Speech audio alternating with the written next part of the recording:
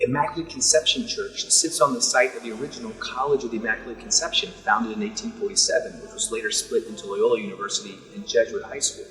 The parish was founded in 1851, and in 1854, Pope Pius IX declared the dogma of the Immaculate Conception, that Mary was born without the stain of original sin. And so when the church was completed in 1857, it bore that title.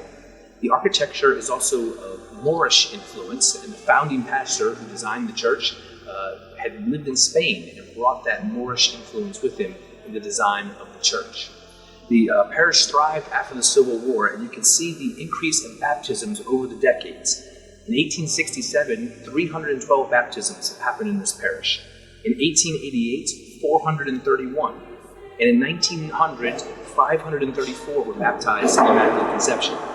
But by 1920, there were fewer than 300 registered parishioners as the central business district grew up around the church. Nonetheless, in that year, more than 56,000 people received communion at Immaculate Conception. The Jesuits were also good at keeping track of how many people passed in front of the church, so they can report that on October the 21st, 1927, 4,376 persons walked through the doors of the church. And on that day, they counted 85,196 who passed by the street in front of the church. Of that number, 56,096 were on foot, 15,260 were in automobiles, and 15,840 passed on streetcars, though I leave it to you to determine how they figured out how many were on the streetcars that passed by. Of the 24,972 male pedestrians who walked in front of the church on that day, 12,190 doffed their hats in reference to the Eucharist and the Tabernacle here in the church. Pile driving in 1927 and blasting to prepare buildings around the church damaged the church and caused it to be declared unsafe. It had to be taken down brick by brick and rebuilt. But despite this being the era of the Depression, the parishioners rallied their funds and their energy and rebuilt the church almost exactly as it appeared before, at a cost of $428,000. When the pilings were driven to lay the foundation for the new church, statues were drilled into the pilings of St. Louis, St. Ignatius, St. Joseph, Christ the King, and the Immaculate Conception to make this place more sacred and sanctified.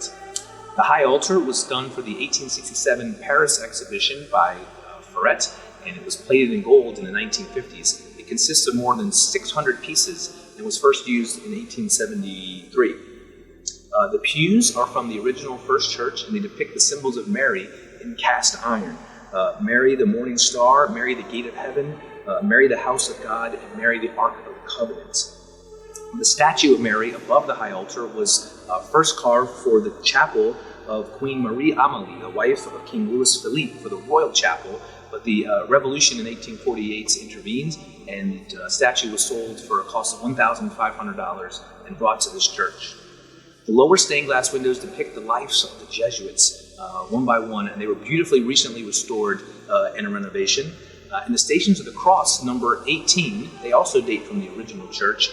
They add a few stations, including the crowning of thorns and the agony of the garden, along with the resurrection and the ascension to the normal Stations of the Cross. This church also went through a beautiful renovation by Father Harry Thompson to help restore it to its former glory, and it remains the mother church of the Jesuits here in New Orleans. This is the place where the Jesuits had their foothold and continue to lead the church here in our great city. So it's the home of every member of the Jesuit high school community, spiritually at least. This is the beautiful and historic Immaculate Conception Church.